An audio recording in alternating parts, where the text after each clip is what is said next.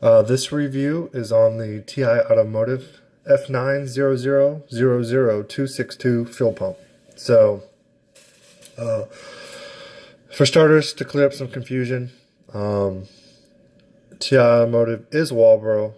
They are the parent company. They've owned Walbro and that brand since early 2000s. So, when these first came to the market, they retained that Walbro brand for the aftermarket. And in around 2015, they started phasing that out and going back to their actual name of the company, which is TI Automotive. So it's the same thing. You can still find it with the Walbro, a different, slightly different part number that was they used for the Walbro. This is the standard part number now from TI Automotive. It is the same pump. It is made in the USA, and it is it's the same thing. So first, I'd like to get that out of the way. All right. Now, these pumps are being cloned and reproduced with inferior materials, often from overseas, and being shipped into the country. So, when you buy one, buy it from a trusted vendor. Ensure that it's genuine. If you see a price or a deal on eBay or Amazon that looks too good to be true, it probably is. I actually looked on there this morning, and often it's being sold a lot cheaper, and it's not an authentic. And some ads say it's authentic, but doing a little digging and looking at it, it is not a real one, and they're trying to charge full price for it. So just be careful. All right, with that out of the way, let's go ahead and open up the box and take a look at the pump.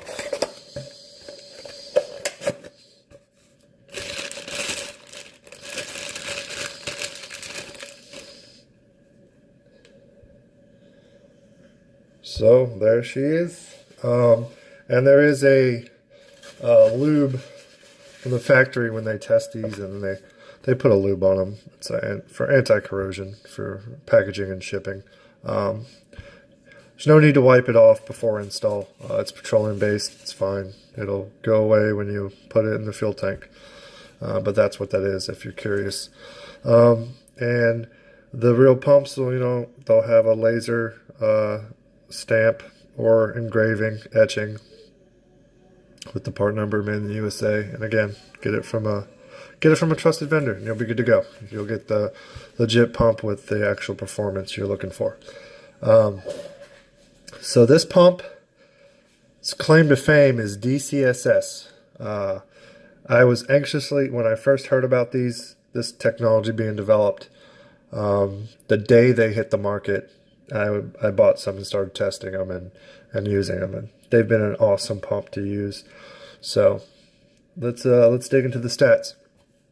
So it does have a traditional 39 millimeter upper housing and a wider 50 millimeter lower housing. And the reason for that is it's got dual turbine pickups in parallel. So it's got dual turbines, 2 channels, dual channel. Then that's what dual channel single stage really means, is 2 pickups in parallel, 2 turbines, 2 channels in the pump body that flow around the motor, and a single outlet. So it's almost like having 2 pumps in one. So that's why you get a lot more flow and performance from this pump. Some of its benefits and design specs. So it's a quiet turbine design. So for such a big pump, now it is a little louder than your standard intake pump or your standard like low current 255 pump. But for what you get and what it is, it's actually pretty quiet. And the DCSS design is more efficient at these higher flow rates and temperatures, and has less hot flow loss. So that's what makes it a great performance pump for like boosted higher horsepower applications. They do require upgraded wiring.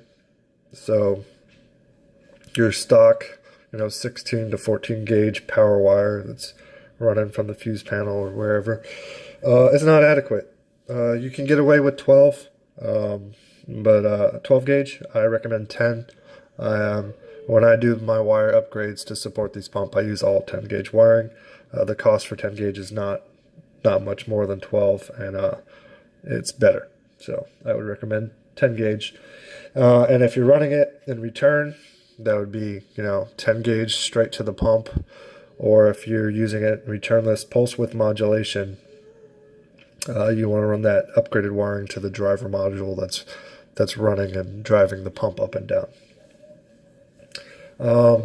Jump up to the top real quick. Take this little cap off. It's got a 3/8 barb outlet, and it's got traditional blade terminals for power and ground. So to tell them apart, the shorter, skinnier one over here is your negative, and the fatter, taller one is your positive. And it's also marked. So if you look on the wall behind there, there's a little dash, that's your negative. And on the other side, and there on the wall is your little positive logo to identify. All right. And so it's often called the Walbro 400 still, or the Walbro 405. The 405 name came from its actual flow rate. So on testing at your standard alternator voltage of 13.5 and a standard automotive 40 psi fuel pressure, this pump puts out 405 liters per hour and pulls about 13 to 14 amps of current. Most setups are going to run boost, in which case it's going to have to put up more pressure to overcome that boost so the injectors can still give the right amount of fuel. So at 50 psi, it still flows around 380 liters per hour and pulls 15 amps.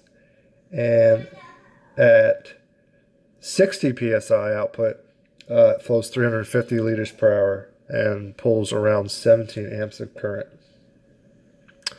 So those are some flow specs. And that's outstanding flow rates at that pressure. So a common thing not known, like your standard 255 Walbro or older style pump, at higher pressures like that, they actually flow dropped off significantly more than this. So you think you're getting a 255 pump, you're running 10 pounds of boost, and it was flowing like 180, 190 liters per hour, a lot less than you thought. So this pump still flows really well at higher pressures, but of course it's less. So for the physics of how a fuel pump works, the higher the output pressure it's having to maintain in the line, the less it can flow. That's just the way it works. So the more pressure it has to put out, the less flow it puts out. It is designed for gas or gasoline or race gas. It's not designed or rated for ethanol, which is contrary to what they put out when they put this pump out. So this was the OG original one. This was the very first pump to have this dual channel single stage technology. And when it was coming out was when ethanol was getting really popular. And they stated it could be used in ethanol. And then they were starting to see a little bit of failures. So then they engineered an ethanol version of this pump later. It was about a year or two later before that came out. And I'll talk about that pump in another video. But for this one, we'll just stick to this guy. I've seen it used in ethanol. So before the other one was available, and to this day, people are still using this in ethanol because they just hadn't swapped out. But do expect shorter pump life and an earlier pump failure because it is not warranted or rated, turns out, for ethanol.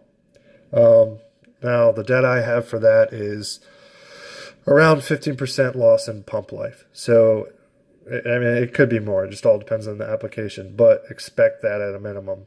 So if the pump would normally run for 10,000 hours, it might only run 8,500 hours in ethanol or less. So keep that in mind. And it is not designed for higher voltage. So this one, you don't want to run a voltage booster, especially in return, if it's getting constant voltage. So no voltage booster, no like higher voltage race battery or anything like that. You want to keep it at 14 volts or less for optimal pump life. Now, yes, people are using voltage boosters with these in returnless. So the key to making it live and getting that performance is you want to put the voltage booster before your driver module. That way the driver module in pulse width returnless is still controlling voltage to the pump. So it's only very short, brief periods when it's getting that extra voltage. When high RPM, high boost, wide open throttle, it could ramp it up to, and I would not recommend more than 17 to 18 volts. Just your standard pump booster. I wouldn't run anything more than that. You will damage the pump center. So if you do use a BAP, and I've seen it done successfully and work good, make sure it's feeding that driver module, and the driver modules can still turn down and adjust the voltage. So most of your driving, idle cruising, the pump's only getting 6 to 8 volts most of the time because it's just running fast enough to maintain pressure, and you'll still get good life and performance out of the pump. And that's the basics of it. Now, I rate it to about, with forced induction with boost, to around an average of 600 horsepower. I've seen it max a little less or a little more because there's a lot of other factors for your engine and your whole setup to the actual performance you get.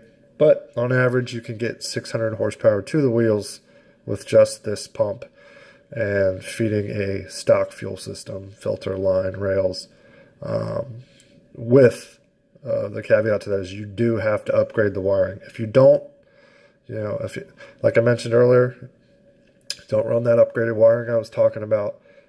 You will get significant less performance, and the pump will run a lot hotter, and you could blow the stock 20 amp fuse,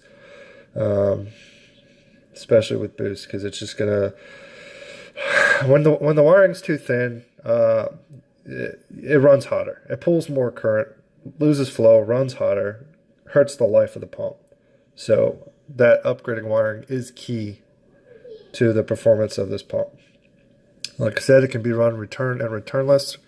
That turbine mechanism that spins in the base, the two that are in parallel and the two channels inside and the single outlet, it's ideal for either.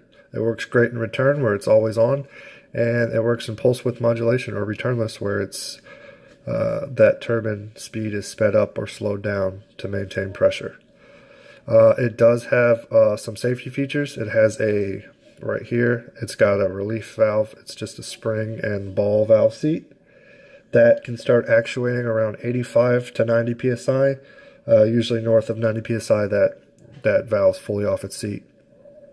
And that's to protect the motor. So, like I said, when it's putting out higher pressure, it runs hotter.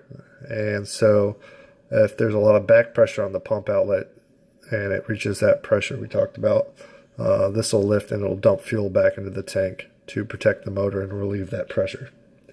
And then it's got a backflow in the outlet inside there. It's got a check valve or a backflow valve to prevent fuel from flowing backwards into the mechanism.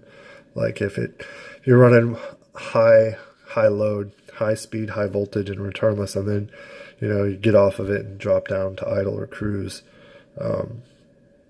that quick change in pressure, that valve will protect any pressure and that's still in your line, from forcing its way back into the pump and possibly damaging it. So there's some of the safety features and benefits of this pump. It is a great aftermarket pump option if you're looking for performance. I offer kits with them all the time. Been using them since they came out. It's my go-to pump. It's reliable, and anyone looking to make 600 or less with just a pump upgrade and wire upgrade, this is an excellent option.